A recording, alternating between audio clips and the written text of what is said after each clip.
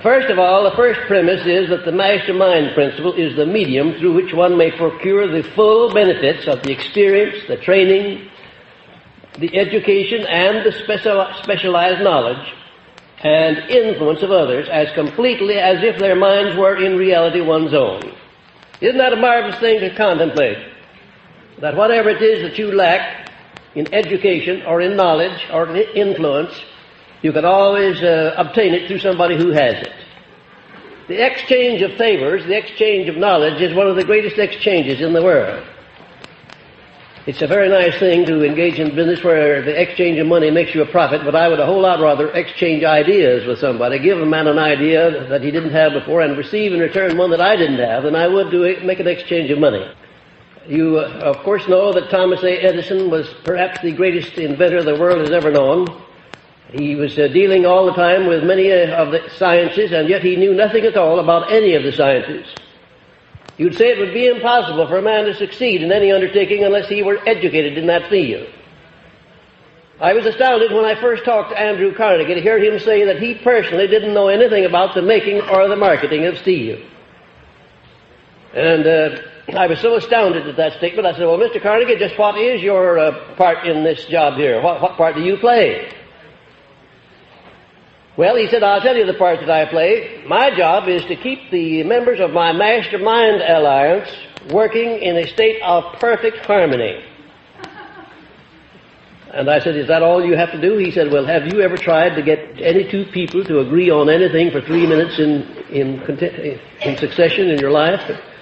I said, well, I don't know that I have. Well, you said you try it someday to see just what kind of a job it is. To get people to work together in a spirit of harmony is one of the greatest of human achievements.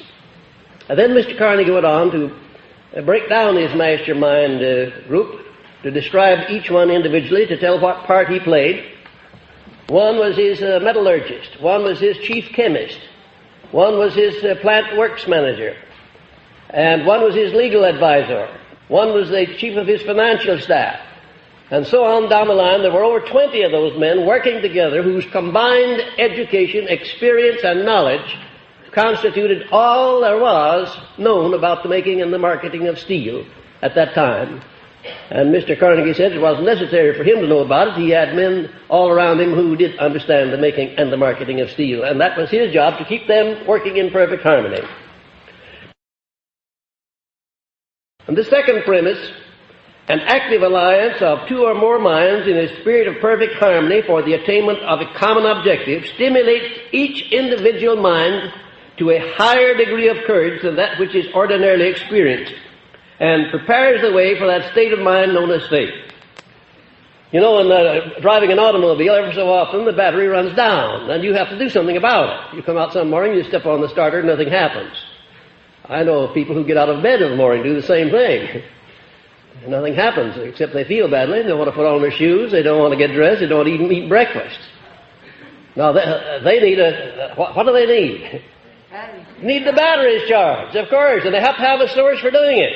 It's a mighty fine thing if a man gets up in the morning feeling like that, and if he can have a little talk with his wife, for instance, and she's a good coordinator, and she helps to charge his batteries. The chances are when he comes home that night, he will come home with all of the rabbit skins that he went out to get.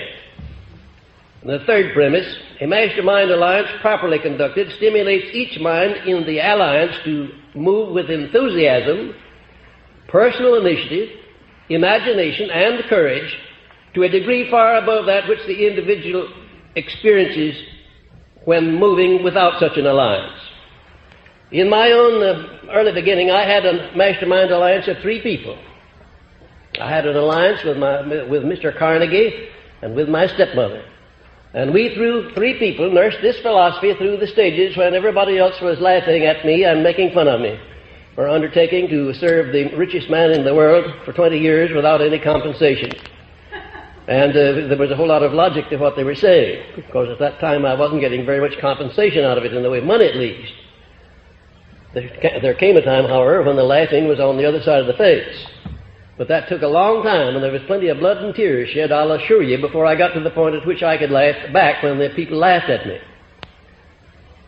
But the relationship between we three people, my stepmother and Mr. Carnegie and myself, enabled me to offset all of this fun-making that was thrown at me by my relatives and my friends and everybody who knew what I was engaged in. Now, there are times, you know, when if you undertake anything above mediocrity, you're going to meet with opposition, you're going to meet with people who will chide you and poke fun at you, and most of them will be right close to you, some of them perhaps your own relatives. You need some source to which you can turn when you're going to aim above mediocrity to get your batteries charged and to keep them charged so that you won't quit when the going is hard and so you won't pay any attention when somebody criticizes you. You know, criticism falls off my back just like water off a duck's back, or more than that, like a bullet off a rhinoceros's hide. But I'm absolutely immune to all forms of criticism. Whether it's friendly or unfriendly makes no difference to me whatsoever. I'm just immune to it, that's all. And I became immune because of my relationship with certain people through whom I built up an immunity under my mastermind alliance. If it had not been for the relationship with my stepmother and Mr. Carnegie, I wouldn't be standing here talking to you folks tonight. You wouldn't be here as students of this philosophy, and this philosophy would not be spread all over the world helping millions of people. Because I had a million opportunities to quit. At least a million opportunities. And every one of them looked very alluring. And almost sometimes it seems as if I were stupid if I didn't quit. But this marvelous relationship, I could always go back to Mr. Carnegie, I could always go run into my stepmother and we'd sit down and have a little chat and she'd say, "Stand by your guns. You'll come out on top. I know you will." She once said, at a time when I didn't have two nickels to rub together, as my enemies were saying, she once said that you are going to be the richest member of the Hill family, far and away. I know it. I can see it in the future. Well, if you would take all of my riches and put them together, I suspect that I have more riches than all of my relatives put together for 3 generations back, on both sides of the house. That's true. And my stepmother could see that. She could see that what I was doing, it was bound to make me rich. I don't have reference alone to monetary riches. I have reference to those higher and broader riches that you find when you get to where you can render service to so many people. And the fourth premise, to be effective, a mastermind alliance must be active. It must be active. You can't just form an alliance with somebody and say, "Now, that's it, we've got it. I'm lined up with this person, that person, the other person, we've got a mastermind alliance." It amounts to absolutely nothing until you become active. Every member of the alliance has got to step right in there and start pitching. Mentally, spiritually, physically, financially, every way that is necessary. They must engage in the pursuit of a definite purpose, and they must move with perfect harmony. Do you know the difference between perfect harmony and ordinary harmony? Do you know what it is? How many of you know the difference between perfect harmony and ordinary harmony? How many of you have ever had a relationship of perfect harmony with anybody? I'll tell you the truth. I suspect that I have had harmonious relationships with about as many people, maybe more people than any person living today, beyond any question of doubt. But I want to tell you that perfect harmony in relationship is about the rarest thing in the world. And I think I could count on the fingers of my 2 hands all of the people that I now know with whom I have a relationship of perfect harmony. I have a speaking acquaintance, a very nice, polite speaking acquaintance with a lot of people, but that's not perfect harmony. I have a working alliance with a lot of people. That's not harmony. Perfect harmony. Perfect harmony consists only when your relationship to the other fellow is such that if he wanted everything you have, you would willingly turn it over to him. Now, it takes a lot of unselfishness to put yourself in that frame of mind. Mr. Carnegie stressed time and time again the importance of this relationship of perfect harmony, because he said if you don't have perfect harmony in your mastermind alliance, it's not a mastermind alliance after all, it's just cooperation or coordination of effort. Without this factor of harmony, the alliance may be nothing more than ordinary cooperation or friendly coordination of effort. The mastermind gives one full access to the spiritual powers of the other members of the alliance. I want you to underscore that part in your notes. The mastermind gives one full access to the spiritual powers of the other members of his alliance. I'm not talking now about just the mental powers or the financial powers, but the spiritual powers. The feeling that you have when you begin to establish permanency in your mastermind relationship is going to be one of the most outstanding and pleasant experiences of your entire life. When you're engaged in the mastermind activity, I want to tell you that you have so much faith, you know that you can do anything that you start out to do. You have no doubts, you have no fears, you have no limitations. And that's a marvelous frame of mind to be in. And the sixth premise, yes, I just want to know if you're following me. It is the fifth. It is a matter of established record that all individual successes based upon any kind of achievement above mediocrity are attained through the mastermind principle and not by individual effort alone. Just imagine how little you could accomplish if you didn't have the cooperation of other people. Suppose that you're in a profession. Suppose you're a dentist or a lawyer or a doctor or an osteopath or anybody in the profession. And suppose that you didn't understand how to convert each one of your clients or patients into a salesman for yourself. Imagine how long would it take to build up a clientele or a following. The outstanding professional men understand how to make a salesman out of every person that they serve. And they do it all by indirection. They don't go about it directly. They do it by going the extra mile, by going out of their way to be of unusual service, but they do make salesmen out of all of their clients. Most successes are the result of personal power, and personal power of sufficient proportions to enable one to rise above mediocrity is not possible without the application of the mastermind principle. Now, during the first term of Franklin D. Roosevelt in the White House, I had the privilege of working with him as a confidential advisor, and it was I who laid out the skeleton of the propaganda plan that took the words business depression out of the headlines of the papers and substituted in their stead business recovery. Those of you who remember what happened on that Black Sunday when we had a meeting down at the White House when the banks were closed the following Monday morning, remember what a stampede there was in this country. People were lined up in front of the banks all over the country to draw out their deposits. They were scared to death. They had lost confidence in their country, in their banks, in themselves, and in everybody else. I suppose they still had some confidence in God, but they didn't show much signs of it. It was a scary time, I'll tell you.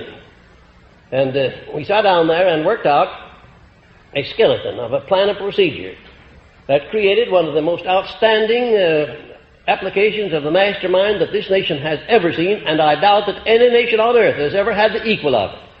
Because it was only a matter of weeks until we had taken all that fear out of people. It was only a matter of days until salesmen on the road who had run out of funds, who couldn't get money, were laughing about it and not in any way scared about it. My own funds were closed up. I had no money, none at all. Yes, I did. I must tell you, this is funny. I got very smart when I found out what was coming, and I ran down to the bank and got a $1,000 bill. Well, I might just as well have had only 10 cents. Nobody could change it. It wasn't worth a nickel. Not a nickel. But I wasn't scared because everybody else was in the same boat that I was in. But something had to be done about it, and Franklin D. Roosevelt was a great leader. He had great imagination. He had great courage. And here's what we did. First of all, we got both houses of Congress working in harmony with the President. The first time in the history of this nation that both houses of Congress, Democrats and Republicans alike, got behind the President and forgot about what their political faiths happened to be. In other words, there were no Democrats, there were no Republicans, they were just Americans down there backing the President and everything that he needed in order to stop that stampede of fear. I have never seen anything to equal it in my life. I never hope to see it again. I wish I could, but I don't hope to. Because there was a great emergency on then and something had to be done about it. Second, the majority of the newspaper publishers of America, everything that we sent out, the newspapers published it. They gave it marvelous space. And then the radio station operators, they gave us marvelous help despite their political beliefs. And the churches, all that was one of the most beautiful things I've ever seen in this country. Catholics and Protestants, Jews and Gentiles, and all of the rest, pulling together as Americans. I want to tell you, it was a wonderful sight. A wonderful sight. What a wonderful thing it was. They all got behind the president. Every one of them made some sort of a contribution toward reestablishing faith in the people of this country. But during these hectic days, I want to tell you that there wasn't any doubt in the minds of the majority of the people. I don't know, I didn't come in contact with anybody who didn't think that Mr. Roosevelt was the only man, the finest man that could possibly have handled that chaotic condition. And don't get me wrong politically. I'm just talking about a great man who did a great job at a time when it needed to be done. And he did it because he had a mastermind alliance worked out there that was unbeatable. Now let's take up the different kinds of mastermind alliances that you may have. First of all, there are alliances for purely social or personal reasons, consisting of one's relatives, friends, and religious advisors, where no material gain is sought.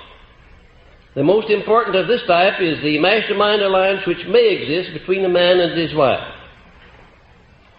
I couldn't emphasize, if I were brilliant and if I had the great magnetic powers, I couldn't overemphasize the importance to you who are married of going to work immediately and rededicating that marriage to a mastermind alliance based upon this lesson tonight. It'll bring joys into your life that you never dreamed of. It'll bring success into your life that you never dreamed of. It'll bring health into your life that you never dreamed of. It's a perfectly marvelous thing when the real mastermind alliance exists between a man and his wife. I don't know of anything that equals it. And then there are alliances for business or professional advancement consisting of individuals who have a personal motive of a material or a financial nature connected with the object of their alliances. Now, I imagine that the majority of you who are in this class now will be forming your first mastermind alliances for purely economic or financial advancement purposes. And that's perfectly legitimate. That's one of the reasons why you're taking this course. You want to improve your economic and financial condition. And you should start in immediately now to form a mastermind alliance for that purpose. And if you only can find to begin with one person, that's all right. Start out with one. And then look around until the two of you select another one. Now, you can't select another one, but the two of you. When you go to select the third party, be sure that the second one that you've already selected is in accord. You understand that? That's important. And then when you go to select the fourth, the three of you then will pass on the fourth. And you'll go over the matter very carefully before you make him a member of the alliance. And then when you go to select the fifth, the four of you will select the fifth. You see, in the mastermind alliance, there's no such thing as one person dominating, except in this respect that, generally speaking, one person is the leader. He's the coordinator and the leader. But he in no way undertakes to dominate his associates. Because the very moment you start to dominate anybody, you find resistance and rebellion. Even though it's not open rebellion, it's rebellion nevertheless. And in the mastermind alliance, it must be one continuous spirit of perfect harmony where you move and act as if you were only one mind. The American system of free enterprise is another example of efficiency through the mastermind principle. This system is the envy of the world because it has raised the standard of living of the American people to an all-time high level. And that despite the fact that there's not perfect harmony. But there is motive to the American system of free enterprise to inspire every individual to do his best. There is a motive there. And incidentally, more and more industry and business is coming to understand that they can go a step further, and instead of just having cooperation or coordination of effort between management and the workers, that they can have the mastermind principle by sharing the management problems, by sharing profits, by sharing everything. And wherever I have been successful in influencing any business to adopt that policy, the business has made more money than it's ever made before, and the employees have received more wages, and everybody's happy. General instructions for the forming and the maintenance of a mastermind alliance. First, adopt a definite purpose as an objective to be attained by the alliance, choosing individual members whose education, experience, and influence are such as to make them of the greatest value in achieving the purpose. A lot of times I'm asked by students, what is the most favorable number for a mastermind alliance? And how do you go about selecting the right sort of people for your mastermind alliance? And the nearest answer that I can give you that is that the procedure is exactly the same as if you were starting into a business and you were choosing employees. What kind of an employee would you choose?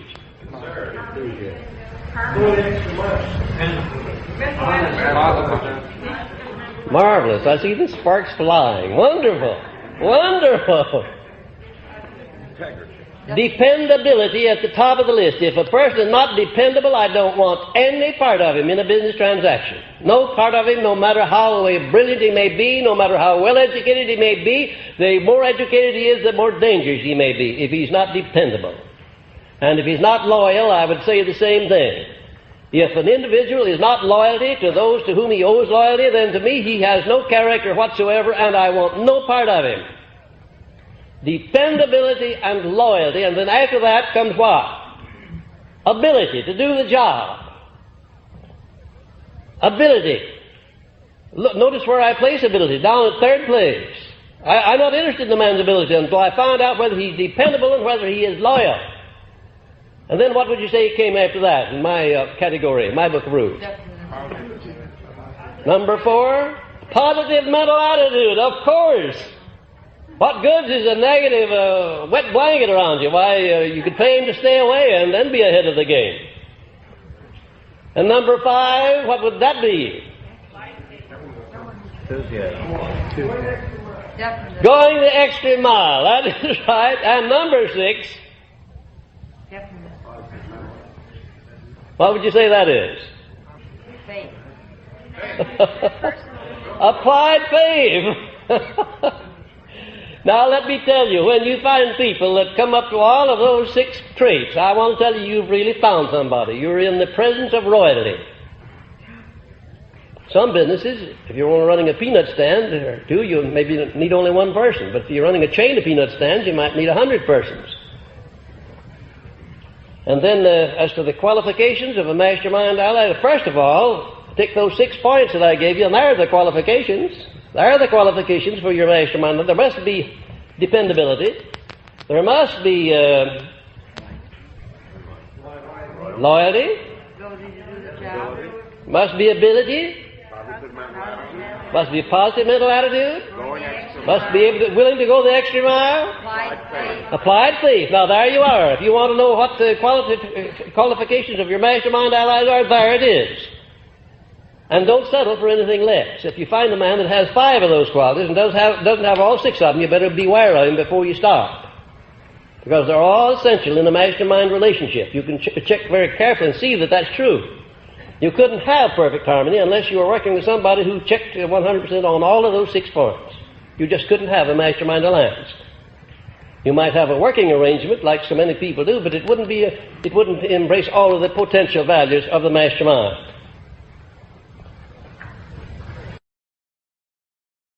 Next, determine what appropriate benefit each member may receive in return for his cooperation in this alliance. And remember, ladies and gentlemen, nobody ever does anything for nothing.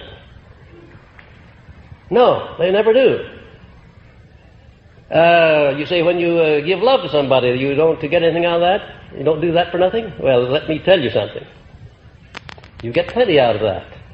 Because to have had the privilege of loving is a great privilege. And even though the love is not returned, you still have had the benefits of that state of mind known as love, and you've enjoyed the development and growth as a result of it. No, there's no such thing as something for nothing. Nobody works without some sort of a compensation. There are very many different forms of compensation. So don't expect that your mastermind allies are going to jump in and help you make a fortune or help you do anything unless they are equally participating in the benefits that come out of that mastermind alliance. Now there's the criterion by which you go. They must each individual must approximately benefit equally with yourself, whether it's a monetary benefit or a happiness or peace of mind benefit, a social benefit, or whatever it happens to be. Never ask anybody to do anything, if you want to be sure of his doing it, unless you give him an adequate motive for doing it. If I went down to the bank and wanted to borrow $10,000, what would be an adequate motive for the bank lending me that money? 2 motives. All of them under the heading of desire for financial gain. Now they'd want a bank would be delighted to loan me as much money as I could take away if I give them 3-for-1 security. Collateral. Collateral. They want collateral and they want the profit on that loan. That's what they're in business for. Now there are other transactions not based upon the monetary motive. For instance, when a man asks the girl of his choice to marry him, what's the motive there? Love. Oh, sometimes. Theoretically, love, yes. Animal magnetism. Money. Well, isn't this interesting? I bet out of all the people sitting here, everyone would have a different idea or definition as to what the motive is when a man asks the girl of his choice to marry him and she accepts. Why does she accept him?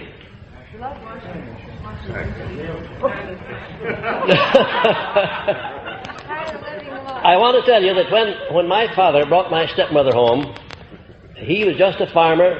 He never had on a white shirt or a tie. He was afraid of white shirts and ties.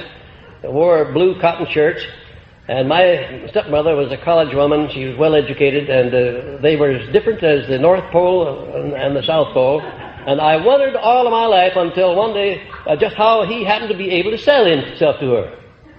Of course, she cleaned him up and put a white shirt on him and made him look like somebody, but nevertheless, it took her quite a little while to do it. And she finally got him into the money, and he became an outstanding man. And at that point, I said to her one day, oh, how in the world did my father, I remember what he looked like and what he talked like. He used the Queen's English. Says, I seen him a-coming and I've done my duty, and all that sort of thing. I said, how in the world did he ever sell himself to you? What was the motive? She said, well, I'll tell you. First of all, I recognized that he had good blood in his veins and that he had possibilities, and I believed that I could bring them out. And she did bring them out. Mrs. Henry Ford and Mrs. Thomas A. Edison are two of the out. If you had a definite major purpose, knew exactly what you wanted to do, had a mastermind alliance of people that could help you do it, and then had the sufficient faith to keep you going while you did it, don't you see that would be about all you would need? Why then do we need 14 additional principles, do you suppose? Well, I'll tell you why. We need 14 additional principles to induce you to make use of these three. You need personal initiative, you need imagination, you need enthusiasm. In other words, this philosophy is something like baking a cake. When you go to bake a cake, you don't put in just one ingredient. You put in a pinch of this and a pinch of that and a dash of the other thing, and then you put it in the stove and bake it. And if you took out any one of those ingredients, you wouldn't have the same kind of a cake. And it's the same way with this philosophy. You can't leave out any one of these 17 principles. It'd be just like taking a link out of a chain. You wouldn't have a chain anymore. You'd have two parts of a chain, but not a whole chain. And these other 14 principles, are supporting principles, are these three. Faith is a state of mind that has been called the mainspring of the soul, through which one's aims, desires, plans, and purposes may be translated into their physical or financial equivalent. And here are the fundamentals of faith. Now, when you speak of applied faith, ladies and gentlemen, we're talking about something vastly different from just mere belief. Applied, the word applied means what? Action. That's the action part of faith. And without action, faith is nothing but just daydreaming. And there are a lot of people, who believe in things, but they don't do anything about them. They are engaging only in daydreaming. Applied faith is an active faith. Now, the fundamentals of faith are, first of all, definiteness of purpose, supported by personal initiative and action. Action. The more action, the better. It means continuous action. Not only on your part, but on the part of those that may be cooperating with you or may be mastermind allies of yours. And next, a positive mind, free from all negatives such as fear, envy, hatred, jealousy, and greed, is essential. Mental attitude determines the effectiveness of faith. Mental attitude. Did you know that is a fact? The frame of mind that you're in when you go to pray determines what happens as a result of that prayer. There's no two ways about that. You can test it for your own selves and find out. I have no doubt you have. I have no doubt that you've had the experiences I have had of sending out prayers that didn't produce anything but a negative result. You've had that experience, haven't you? Yes. How many of you have had that experience? Oh, come on now, be modest. Do you suppose there ever was anybody that didn't have that experience at one time or another? I want to tell you that when you go to prayer, unless you have such absolute faith that whatever you are going after, that you're going to acquire, that you can see it in advance in your possession before you start asking for it, the chances are that the effect of your prayer is going to be negative. And next, a mastermind alliance with one or more people who radiate courage based on faith and are suited mentally and spiritually to one's needs in carrying out a given purpose. I'm talking to you now about the elements or the constituent parts or the premises that go into the business of applied faith. And next, recognition of the fact that every adversity carries with it the seed of an equivalent benefit, and temporary defeat is not failure until it has been accepted as such. Do you know where the majority of people fall down in connection with their application of their faith? It's when they're defeated, and they accept that defeat as being something they can't do anything about. Instead of beginning immediately to search for that seed of an equivalent benefit that's in every defeat, they become moody and broody. They become discouraged. They build up inferiority complexes instead of reversing that order and using that defeat as nothing more than temporary and making another effort. And next, the habit of affirming one's definite major purpose in the form of a prayer at least once daily. Now, the subconscious mind only knows what you tell it, or what you allow other people to tell it, or what you allow the circumstances of life to tell it. And it doesn't know the difference between a lie and the truth. It doesn't know the difference between a penny and $1 million. It accepts the things that you send over. And if you send over a predominating thoughts on poverty and ill health and failure, that's exactly what you'll get. No matter how much faith that you may have later on, you find out that the subconscious responds to the mental attitude that you're maintaining during the day. And it's necessary for you to affirm over and over again the objects that you are going to attain in life until you educate your subconscious mind to attract automatically to you the things that are related to what you're aiming to attain in life. You'll find that your mind is like an electromagnet. And once you charge it with a clear picture of what you want, it'll attract to you from the highways and the byways the things that you need to carry out that purpose. And next, recognition of the existence of infinite intelligence that gives ordinalness to the entire universe. That the individual, you that is a minute expression of this intelligence. And as such, you, the individual, your mind has no limitations except those accepted or set up in your own mind. Your mind has no limitations whatsoever, except those that you allow to be established there or that you deliberately set up in your own mind or accept. Now that's a pretty broad statement, isn't it? But the achievements of men like Mr. Edison and Mr. Ford and Mr. Carnegie and Napoleon Hill, if you please, certainly, definitely supports the idea that there is no limitation except that which you set up in your own mind. And if I had ever wavered for 1 second, from the time that I started with Mr. Carnegie up until the time I gave this philosophy to the world, if I had wavered 1 second in my belief that I would do it, I would never have done it. How did I happen to do it? Do you have any idea what played the strongest part in what I've achieved? It wasn't my brilliancy. It wasn't my outstanding intelligence. I have no more brilliancy than the average person, and no more intelligence than the average person. But there was something in there that was responsible for it. Having a definite faith in you. Grand. In other words, I believed I could do it, and I never stopped believing it. The harder the going was, the more I believed I would do it. And I want to tell you that if you can take that attitude toward yourself, if you can throw yourself over on the side of yourself, so to speak, when you're overtaken by adversity, when people are against you, if you can do that, if you can stand by and not also go over against yourself, then you're using applied faith. And you've got to do that. Do you know there are testing times for people? Had you ever thought of that? Nobody is permitted to attain high state in life and stay there without being tested. Any more than anybody is allowed to go into a well-managed business and go up to a high position and stay there without he's been tested with lower positions step by step until he earns the right to be up to the top. I don't know how the Creator runs his business entirely, but I can see, I can catch a pretty good idea of how he does it from observing that part which I can understand. Of course, there's much more that I can't understand. But I can see definitely that he allows nobody to attain to a high estate in life without giving him severe testings. And one of the most astounding things that I found in my research was that the men of great achievement in all walks of life, back down through the ages, were great only in proportion as they had been defeated and as they had met with opposition. Now that's an astounding thing. It couldn't have been a coincidence that every one of these outstanding men was great in proportion exactly as he had been small and as he had been opposed and as he had had to struggle. I used to tell of my early struggles and tell of some of my defeats. My business management got after me about it and said it wasn't a good idea. I still think it's a good idea. I think it's a fine idea, because if you only knew the amount of major defeats that I've met with and still kept my head above water and still lived to deliver this philosophy, you'd say that if Hill can do it, I can do it too. And that was the only reason, of course, that I ever spoke of it. The habit of affirming one's definite major purpose in the form of a prayer at least daily, and the recognition of infinite intelligence.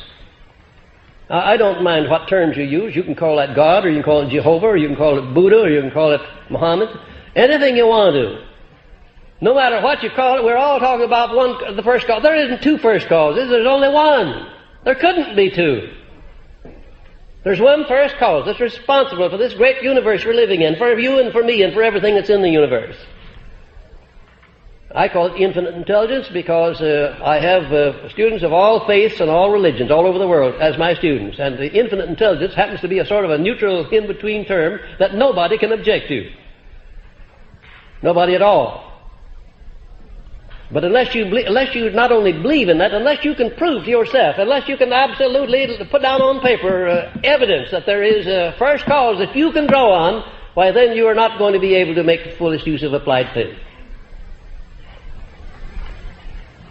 One of my students asked me one day about my concept of God, about my concept of infinite intelligence, and if I meant the same thing as God. I said, why, yes, I do. Well, he said,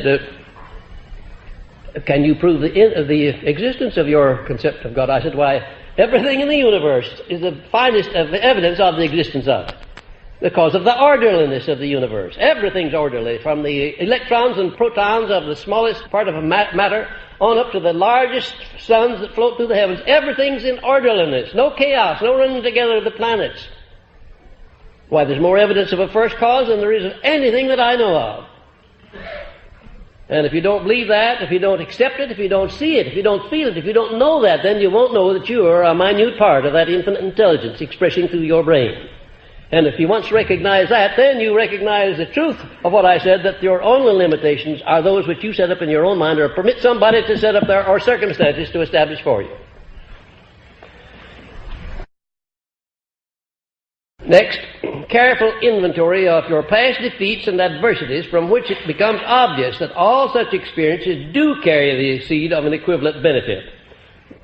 Now, just to hear me say that every adversity carries with it the seed of an equivalent benefit, that every defeat, every failure carries with it the seed of an equivalent benefit, wouldn't mean a thing in the world to you, unless I made application of it and gave you illustration after illustration, unless you examined enough illustrations in your own experience to see that it always works out that way.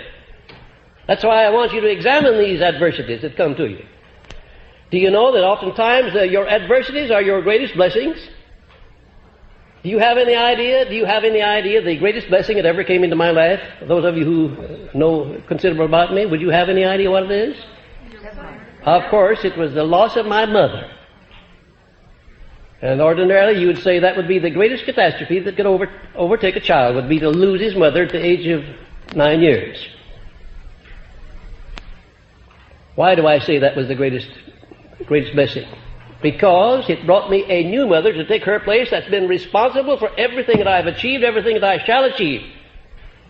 Very largely responsible, at least. And without her influence, I'd still be up there fighting rattlesnakes, drinking mountain liquor, and fighting feuds. For my relatives still are doing that same thing. No reason to expect that I wouldn't be. I've had a lot of other adversities. And I want to tell you that without some 20 major adversities I've gone through with, I would never have been able to approve the soundness of this philosophy, and that there is the seed of an equivalent benefit in every adversity. Can you imagine any worse adversity coming to a man than to walk down to the hospital and to be informed that his son was born without any sign of ears and that he would be a deaf and dumb mute all of his life? Can you imagine any worse adversity than that? I will always be thankful that that happened, because by my contact with infinite intelligence, he was improvised with a hearing system of some sort that gave him 65% of his normal hearing, and with a hearing aid, 100%. He's learned to live a normal life, and I got the greatest demonstration of my entire experience of the power of faith. I couldn't have gotten it any other way. I couldn't have gotten it secondhand. I had to get it firsthand. I never accepted that affliction of that child, not even before I saw him, not even after I saw him. I never accepted it. His relatives accepted it. They wanted to put him in the school of underprivileged where he learned the sign language, learned lip reading. I didn't want him to know there were such things. And when he got up to where he was old enough to go to school, I had a fight with the school authorities every year, just as regular as the time came around. They wanted to send him over to school for underprivileged children, where he'd mix with the other children and see that there were afflictions. I didn't want him to know there were such things. And I taught him from the very beginning that his not having any ears was a great blessing. And he believed it. And it turned out to be, because people took compassion on him. They did things for him they wouldn't have done otherwise. He got a job as a salesman for the Saturday Evening Post, and he led every salesman throughout the United States. Oftentimes he'd go out with $5 worth of merchandise and come back with $10 in cash. He did that many times. People would look at him and say, well, that poor little fellow, no ears, out selling papers. I guess his parents are poor. Give him a dollar bill, and instead of giving him back 95 cents, they'd say, oh, just Sonny, you just keep that. And very often he'd get $1 apiece for Saturday Evening Post.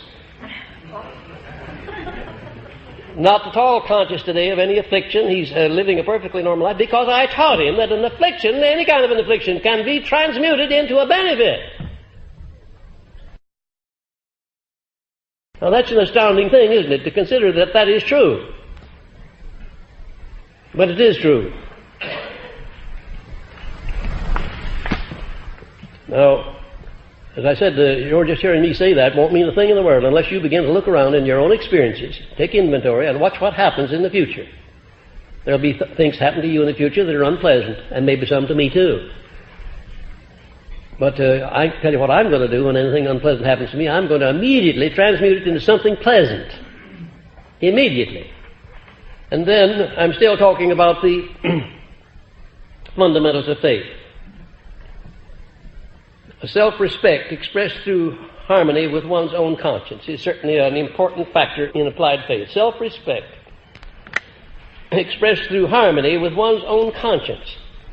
Isn't it a marvelous thing that the Creator set up in everybody a judge advocate that tells you the right thing and the wrong thing? You don't have to ask anybody. Isn't that a marvelous thing? You don't have to ask anybody what's right or wrong. Your own conscience tells you. Unless you convert it into a conspirator instead of a cooperator by choking it off and not responding to it, as so many people do. Your conscience can be not only a guide, but it can also be corrupted to where it's a conspirator. It'll help you cover up your meanness. And a lot of people use it for just that purpose, too. Believe me, they have it choked off. If that weren't true, there couldn't be so many brutes loose in the world today, concocting plans for starting bigger and better wars. They have no conscience. They've killed off the conscience. That conscience is a marvelous thing. And next, to create a mental attitude favorable for the expression of faith. Now, here's what you do. First of all, know what you want and determine what you have to give in return for it. Know what you want in life. And I mean not only in your major purpose, but in your minor purposes. What kind of a house you want to live in? What kind of a car you want to drive? What kind of a wardrobe you want? What kind of an education you want your children to have? What kind of a present you're going to buy your wife for a birthday? And you better be sure to buy her one every time if you're going to keep on good terms with her. What kind of a cake are you going to bake for your husband on his birthday? And you better make it a good one. Did you know, ladies and gentlemen, married ladies and gentlemen in particular, did you know it's not the big things in the relationship between a man and his wife that counts, but it's the little niceties, the little things that count. Well, it's the little niceties, the little things that my wife cooks up for me. Now, I don't mean in food, but the little parties, the little visits, the trips that she cooks up for me when I'm home. They don't amount to so much in one way, and yet another way they're very sentimental, and keeps that relationship alive that we had before we were married. We're still courting each other. I think I do more of a courting job now than I did before, because after all, I not only got her, I have to keep her. That's important.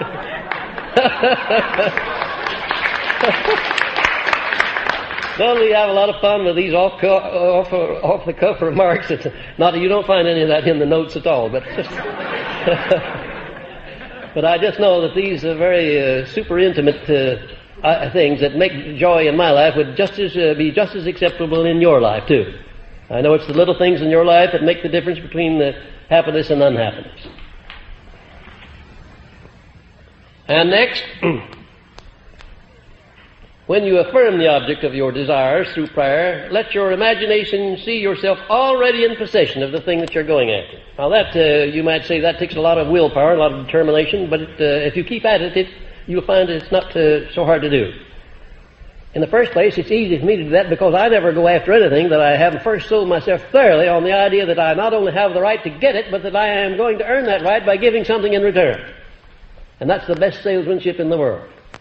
When you go out to sell a person an idea or a merchandise or a service, if you know positively that you're going to give him his money's worth and more too before you start, it does something to you that enables you to do something to him, that enables him to, in return, do something for you. It's the very acme of master salesmanship. You know, I've said this, ladies and gentlemen, several times, and at the risk of being boresome to you, I'm going to repeat that if you want your prayers to be effective, don't wait until the time of need to utter them. Build up the habit of prayer when you don't need anything. And what do you pray for then? For what you already have. You give gratitude for what you already have, don't you? Wouldn't it be an interesting thing if I gave you a lesson assignment right now to write down before you go to bed tonight, everything that you have in this world to be thankful for? And I'm giving you that assignment, every one of you, and I want you to carry it out. It's going to be one of the surprises of your life. You may have a lot of things you don't want, but you have a lot of things you do want. Write down a list of them and express gratitude that you have these things that you like. And you certainly can start with the fact that you're associated here in a country where you have freedom of speech, freedom of action, freedom of thought, and freedom of opportunity. Certainly that would head the list. Because in other countries we don't have that much. And then you could come right on down from that and put down all the things that you have to be grateful for. And then start in expressing gratitude every night and every day. Keep your mind open for guidance from within. Now, what do I mean by that, do you suppose? Yes, hunches. You get hunches. Don't be, what is the word I want to use? Disrespectful. Don't be disrespectful of hunches. Treat them with civility. Examine them. And you may find that some of these very unusual hunches that you come are bringing you messages that you need to get you over the hump in whatever it is that you're doing. And when you are inspired by hunches to move on some plan created by your imagination which leads in the direction of that which you desire, accept the plan and act upon it at once. And remember always that there can be no such state of mind as faith without appropriate action. Faith without deeds is dead. And when overtaken by defeat, as you may be many times, remember that man's faith is tested many times, and your defeat may be only one of your testing times. Isn't that an astounding and an encouraging thing to recognize that when you're meeting with defeat, that probably in the eyes of your Creator, you're only being tested to see whether you're a man or a worm. And believe you me, we all go through that testing time. And the ones that survive these tests and come out on top with an abiding faith are the ones that become truly great in life. I don't think there's any doubt in the world but what it's a part of the Creator's plan to see that everybody that amounts to anything above mediocrity must pay the price of undergoing test after test as to his faith. I don't think there's any doubt about that. I see evidence everywhere that that's true. Any negative state of mind will destroy the power of faith and result in a negative climax. Your state of mind is everything. Why do you suppose that in my notes here you notice that I have underscored your state of mind is everything? I underscored for emphasis. Why do you suppose I wanted to emphasize that statement?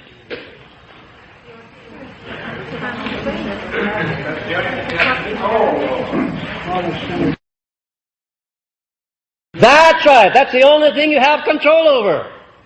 The only thing in this world that you have control over is your state of mind. And certainly that connotes the fact that the Creator intended that to be the most important asset that you have, and it is, because with the use of that mind, you can project it into any objective or to the attainment of any end you choose.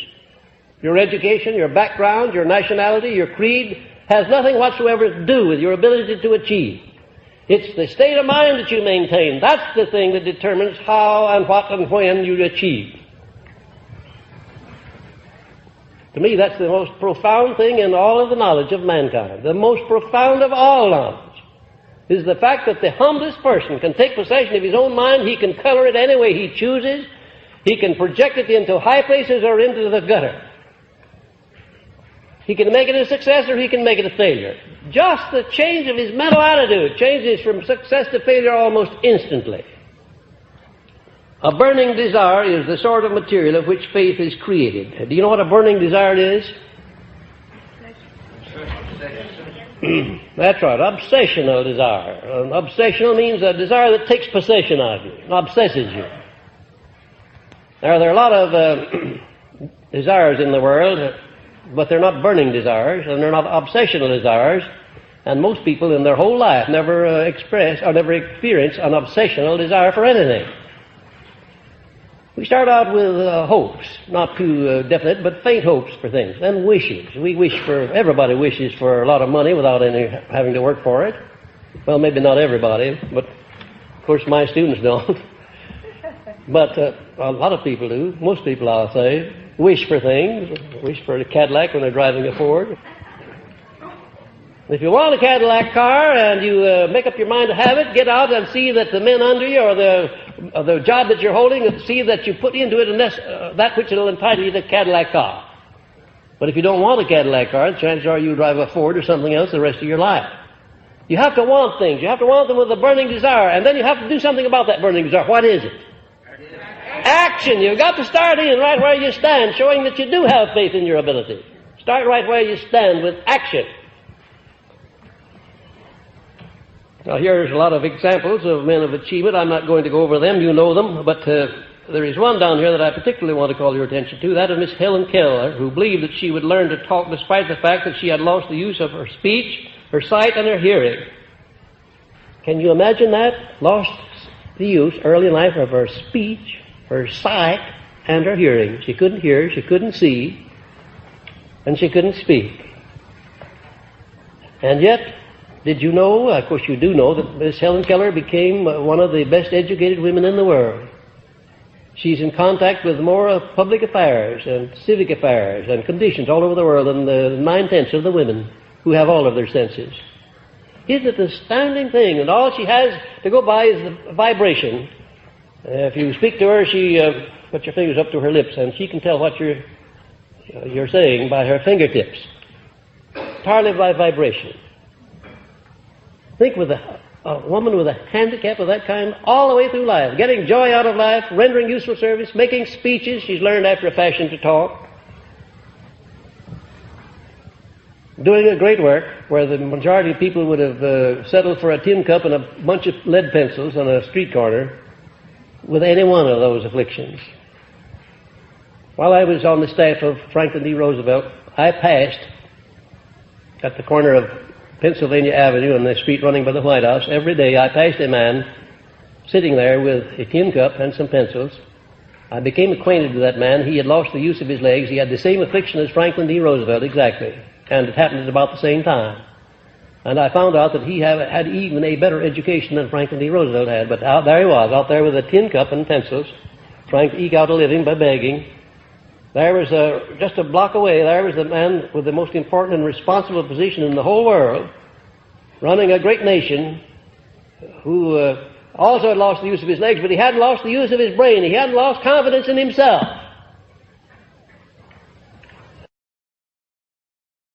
These afflictions that come along, sometimes they turn out to be a great blessing. They teach us that, very often they teach us that we can get along without an eye, or without both eyes, or without legs, or without hands. We can get along without a lot of things if we have the right mental attitude toward what's left of us. That's important. If you would have faith, keep your mind on that which you want and not on that which you do not want. Now, how do you go about that? How does one go about keeping his mind off of the things he doesn't want?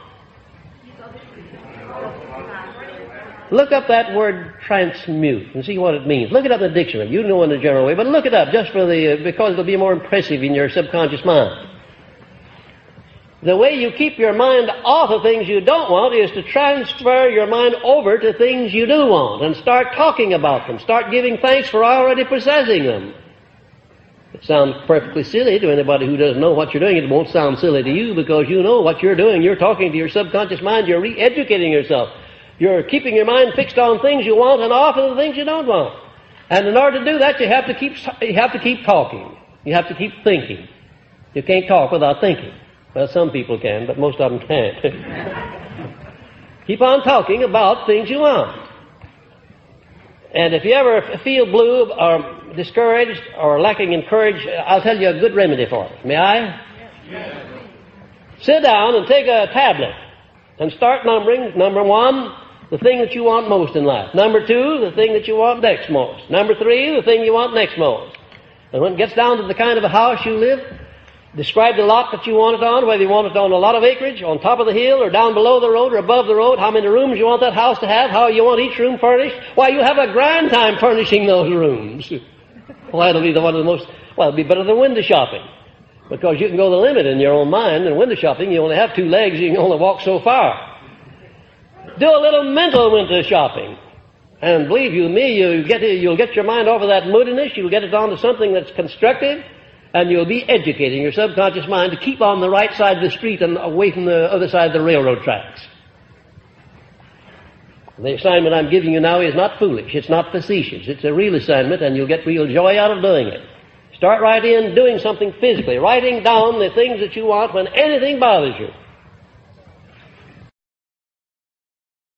I don't know why it is that when a person makes up his mind what he wants and becomes determined to get it, that the whole powers of the universe seem to come to his aid to see that he gets it. I don't know why that is, but I'll tell you one thing, I know that it is, and that's enough for me. There are a lot of things in this world that I can see, and a lot of advantages I can use that I don't understand, but I don't need to understand them. I know which button to press to get the result I want, and I don't need to know what happens between the pressing of that button and the result that happens. I know that if you follow the instructions in this philosophy, I know that you'll be able to take possession of your own mind. You will be able to get the things out of life that you want. You will be able to make life pay off on your own terms. I know that. How would I know, do you suppose, that any person can actually make life pay off point by point on his own terms instead of accepting the circumstances? How would I know that? By your experience. There is only one way in this world that I could possibly know that, and that's by my own experiences. I can tell you as sincerely as I'm standing here on this platform talking to you tonight, there isn't a blessed thing in this world that I want that I don't have or can't get easily. Not anything. What an astounding statement that is. If you go back just a few years ago, what an astounding statement it is, because it's so broadly in contrast to what I might have said a few years back, before I'd learned the secret of getting everything that I want. Do you know there was a time when I was carrying around in my own pocket the matches with which I was setting my house of opportunity afire and didn't know it. And I finally got rid of those matches.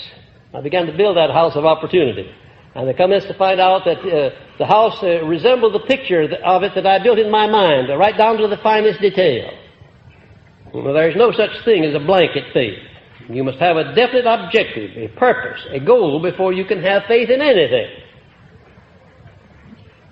Faith is a mental attitude wherein the mind is cleared of all fears and doubts and directed toward the attainment of something definite through the inspiration of infinite intelligence. Faith is guidance. It is nothing more. Had you ever thought about that? Faith is guidance. It's nothing more than that. Faith's not going to go out and get you that Cadillac or that mink coat or that new house that you want or that better job or that better business or all those clients that you need if you're a professional. Faith's not going to do that. But faith will guide you as to how you can do it, And you'll find that there is always a part that you must play. The Creator wisely arranged it so that we can produce our food from the soil of the earth. Everything that we eat, use, or wear comes from the earth. Everything. And infinite intelligence has very wisely provided a system whereby you can be sure of getting your food out of the soil of the earth. How? By complying with the laws of nature. You go out there and you plant the seed. You plant it in soil that you have examined to make sure it has the elements in there that you want into the plant. You plant it at the right season. You plant it at the right depth in the ground. All of those things you do in way of going the extra mile. You do them in advance. And then what do? You go back the next day and start harvesting, do you? No, you time it properly. You find out what nature requires in order to produce to convert or transmute a seed of wheat into a stalk of wheat with 500 or 1,000 grains on it. And you comply with nature's laws. That's what you do. And it's the same thing identically in connection with this subject of faith. In anything else, you expect guidance. You do your part. You have to do your part. You always will find that there's a part that you must do in connection with any example of a demonstration of faith. Faith will do nothing for you if you expect everything to be done for you outside of yourself. It's guidance. If you expect to get the answer, there you'll have it. And faith probably, now notice that word probably down there. Why do you think I say faith probably works through the subconscious section of the mind? I'll tell you why I put it there, because nobody knows definitely whether it does or not. It's a theory, and for want of a better theory, I'm using it. It appears to work through the subconscious section of the mind, the subconscious acting as the gateway between the conscious section of the mind and infinite intelligence. My mental picture of what happens when you pray properly is that you first condition your mind, you know what it is you want, and then you transfer over to your subconscious mind a clear picture. That subconscious is the intermediary or the gatekeeper between you and infinite intelligence. It's the only one that can turn on the power of infinite intelligence for you. It's the only way you can reach into infinite intelligence in my book of rules. And if that isn't correct, as far as I'm concerned, it might as well be correct, because that's the way I get it to work. Now, the definite essential steps in the development of self-reliance based on faith. If there's anything that people need more than everything else, it's self-reliance, belief in yourself. Here are the steps. I'm not going to go over all of them, but I'm going to call your attention to the most important ones. First of all, you adopt a major purpose and begin at once to attain it. That's the first step in building self-confidence. You know, when you know what you want and you start in getting it, you have a measure of self-reliance. You're demonstrating a measure of self-reliance, because if you didn't believe in yourself, you wouldn't even begin, would you? The very fact that you start, even though you're a long way from attaining the thing you're going after, shows that you have a measure or a degree of self-reliance. And the more you pursue that idea, the stronger that belief will be. And next, associate as many as possible of the 9 basic motives with the object of the definite major purpose. In other words, have yourself inspired by as many as possible of those 9 basic motives when you go after anything. You know, you've had this experience. You wanted something very badly, and in order to get to something that you wanted very badly, a material something, it meant extra money that you couldn't lay your hands on. You didn't have it in the bank, you weren't earning it. What do you do in a case of that kind? Borrow? Well, a lot of people do. There's always something else, too, that you can do that's more important than borrowing. Why, you begin to connive and work out some sort of a scheme to earn some more money, don't you? That's what you do.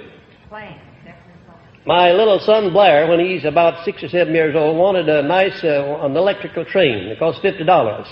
And it was more than we felt we could give him at that time, because we'd had to give the other 2 children $50 gifts too. And I told Blair that. He said, "Oh, I didn't ask you to buy me anything." I said, "Well, that's different. Fine." He said, "I just wanted your approval to buy the train." And then he made out the order. Lionel train, $50. And there came a big snow the next day, and he borrowed a shovel from the janitor, and he went down the street cleaning off sidewalks. Didn't ask anybody if he could do it, he just started cleaning off their sidewalks. And they'd all come out and get into conversation with him and say, "Oh, I thought it'd be a nice thing to just clean off your sidewalks. I see you haven't started doing it yet. I thought it'd be nice if you'd appreciate it." And invariably, they'd give him a quarter, a half dollar, sometimes $1. One man gave him $5. And before the end of the month, long before the end of the month, he had his $50 and $10 more that he'd earned himself.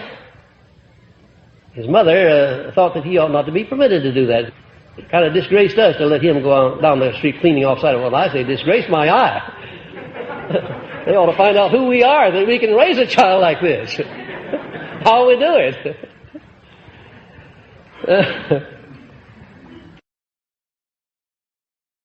Motive.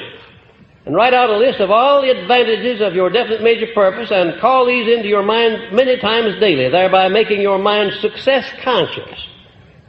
Did you know that in order to be healthy, you have to be health conscious? Did you know that? No matter what other precautions you take, if your mental attitude is not health conscious, if you're not thinking in terms of health, if you're not expecting that you're going to be healthy, you're not going to be, no matter what else you do. And it's the same thing with reference to success. If you accept any kind of a fear complex or an inferiority complex, if you don't expect success of yourself and develop a success expectation or consciousness, you're not going to be a success. You just have to do that. If your major purpose is to achieve some material thing or money, see yourself already in possession of it when you call it into your consciousness. This is of vital importance, because there, again, is coming into play your power of faith. And if your faith isn't great enough that you can see the thing already in your possession even before you start to get it, then you are not making use of applied faith. And associate with people who are in sympathy with you and your major purpose, and lead them to encourage you in every way possible. This has reference only to close friends or members of your mastermind alliance. Don't disclose your aims and purposes to people who are not absolutely dependable, loyal, and close to you. Especially loyal. Because it's surprising how sometimes people to whom you disclose your ideas, if they're good ideas, they go around the corner and beat you to the draw, and they're using your ideas before you use them. Or they're saying something to discourage you. And let not a single day pass without making at least one definite move toward the attainment of your major purpose. Faith is a positive mental attitude in action. And your mental attitude is reflected in every word you speak, and it speaks louder than your words. Your mental attitude is the sum total of your thoughts at a given time. A positive mental attitude has its roots in the spiritual wells of one's soul. How true that is, and what a wonderful statement that is. A positive mental attitude has its roots in the spiritual wells of one's soul. Mental attitude is the medium by which adversities may be transmuted into benefits. And so the list goes. Now, you'll find some of those that appeal to you more than others. Print them out in a card or in some form where you can put them up where you can see them each day. Make them your own. Surround yourself with suggestions. Everywhere you look, you'll see something that suggests a positive mental attitude. You'll notice when you go into the office of a successful person or into the home of a successful person, if you can find his den, or the place where he himself withdraws unto himself, you'll find that oftentimes he has himself surrounded with pictures of those whom he considers great. Oftentimes he'll have mottos on the walls. I've seen hundreds of them. I walked into Ed Barnes's office one time, and I found out that he had over 500 mottos done up in beautiful cards, hand-lettered, every one of them. It must have cost him a small fortune. I walked into my friend Jennings Randolph's office when he was in Congress in Washington, and I found he had all of the walls of his congressional office covered with the pictures of men whom he considered great. He did that to live in the environment of the great, in the environment of things that kept his mind positive. Start in where you are, in your home, in your business, in your office, wherever you stay the most. Maybe it's in your bedroom. You certainly sleep every night. Start in there to put up something that'll give you a positive thought just before you go to bed. And it'll remind you every time you go in there.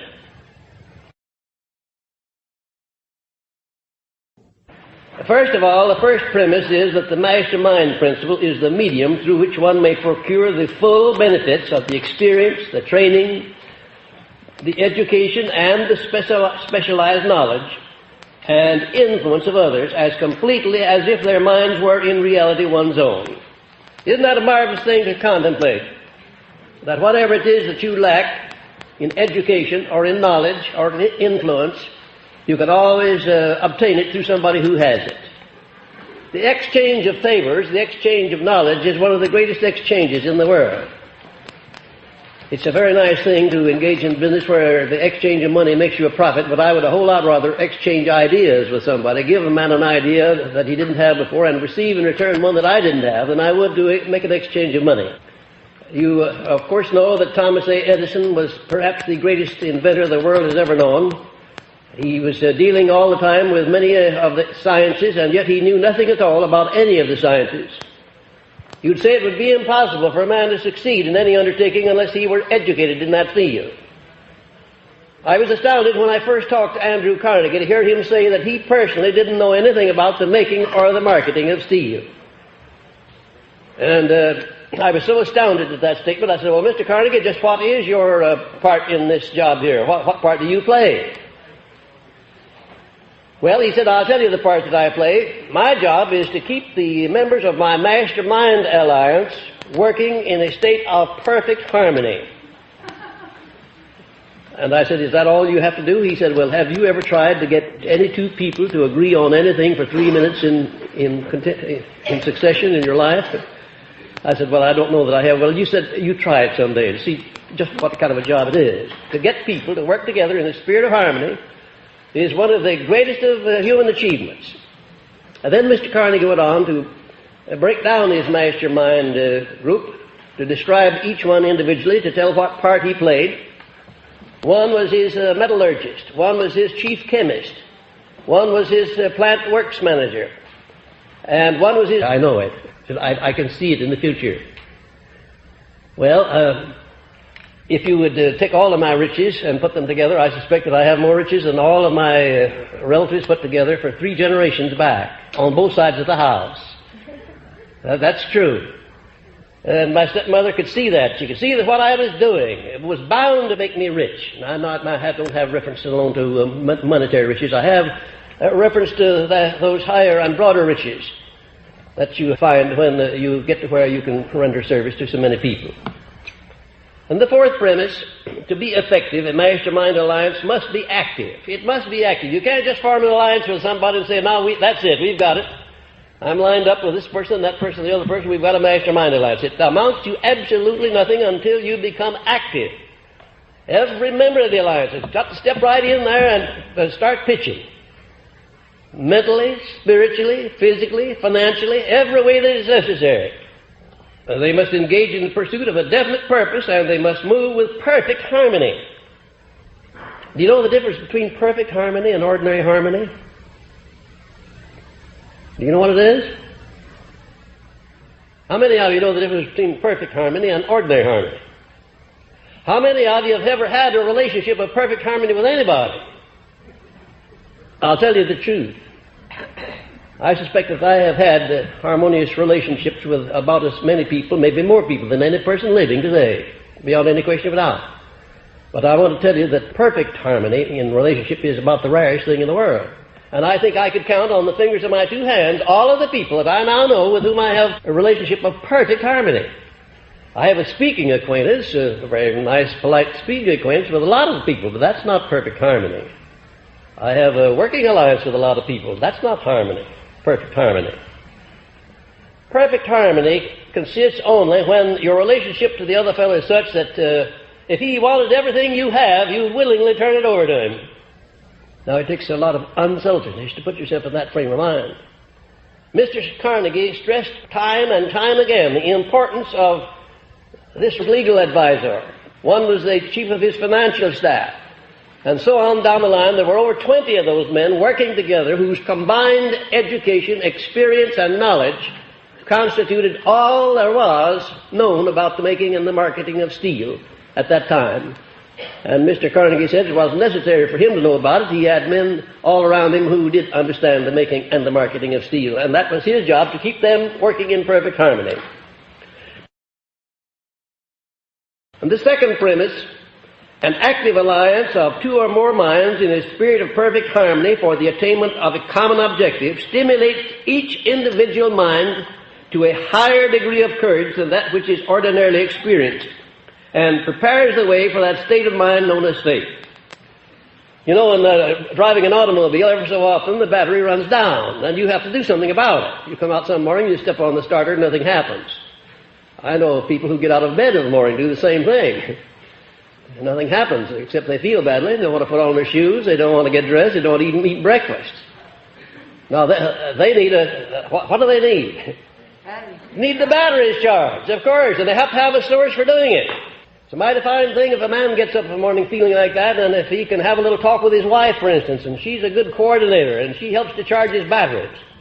The chances are when he comes home that night, he will come home with all of the rabbit skins that he went out to get. And the third premise, a mastermind alliance properly conducted stimulates each mind in the alliance to move with enthusiasm, personal initiative, imagination, and courage to a degree far above that which the individual experiences when moving without such an alliance. In my own early beginning, I had a mastermind alliance of 3 people. I had an alliance with Mr. Carnegie and with my stepmother. And we, through 3 people, nursed this philosophy through the stages when everybody else was laughing at me and making fun of me for undertaking to serve the richest man in the world for 20 years without any compensation. And there was a whole lot of logic to what they were saying, because at that time I wasn't getting very much compensation out of it, in the way of money at least. There came a time, however, when the laughing was on the other side of the face. But that took a long time, and there was plenty of blood and tears shed, I'll assure you, before I got to the point at which I could laugh back when the people laughed at me. But the relationship between we 3 people, my stepmother and Mr. Carnegie and myself, enabled me to offset all of this fun-making that was thrown at me by my relatives and my friends and everybody who knew what I was engaged in. Now, there are times, you know, when if you undertake anything above mediocrity, you're going to meet with opposition, you're going to meet with people who will chide you and poke fun at you, and most of them will be right close to you, some of them perhaps your own relatives. You need some source to which you can turn when you're going to aim above mediocrity to get your batteries charged and to keep them charged so that you won't quit when the going is hard, and so you won't pay any attention when somebody criticizes you. You know, criticism falls off my back just like water off a duck's back, or more than that, like a bullet off of a rhinoceros's hide. But I'm absolutely immune to all forms of criticism. Whether it's friendly or unfriendly makes no difference to me whatsoever. I'm just immune to it, that's all. And I became immune because of my relationship with certain people through whom I built up an immunity under my mastermind alliance. If it had not been for the relationship with my stepmother and Mr. Carnegie, I wouldn't be standing here talking to you folks tonight. You wouldn't be here as students of this philosophy, and this philosophy would not be spread all over the world helping millions of people. Because I had a million opportunities to quit. At least a million opportunities. And every one of them looked very alluring. And almost sometimes it seemed as if I were stupid if I didn't quit. But this marvelous relationship, I could always go back to Mr. Carnegie, I could always go run into my stepmother, and we'd sit down and have a little chat, and she'd say, "Stand by your guns. You'll come out on top. I know you will." She once said, at a time when I didn't have 2 nickels to rub together, as my enemies were saying, she once said that you are going to be the richest member of the Hill family, far and away. A relationship of perfect harmony, because he said if you don't have perfect harmony in your mastermind alliance, it's not a mastermind alliance after all, it's just cooperation, or coordination of effort. Without this factor of harmony, the alliance may be nothing more than ordinary cooperation or friendly coordination of effort. The mastermind gives one full access to the spiritual powers of the other members of the alliance. I want you to underscore that part in your notes. The mastermind gives one full access to the spiritual powers of the other members of his alliance. I'm not talking now about just the mental powers or the financial powers, but the spiritual powers. The feeling that you have when you begin to establish permanency in your mastermind relationship is going to be one of the most outstanding and pleasant experiences of your entire life. When you're engaged in the mastermind activity, I want to tell you that you have so much faith, you know that you can do anything that you start out to do. You have no doubts, you have no fears, you have no limitations. And that's a marvelous frame of mind to be in. And the 6th premise, yes, I just want to know if you're following me. It is the 5th.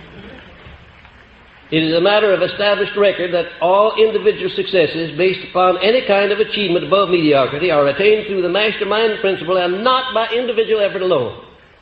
Just imagine how little you could accomplish if you didn't have the cooperation of other people. Suppose that you're in a profession. Suppose you're a dentist or a lawyer or a doctor or an osteopath or anybody in the profession.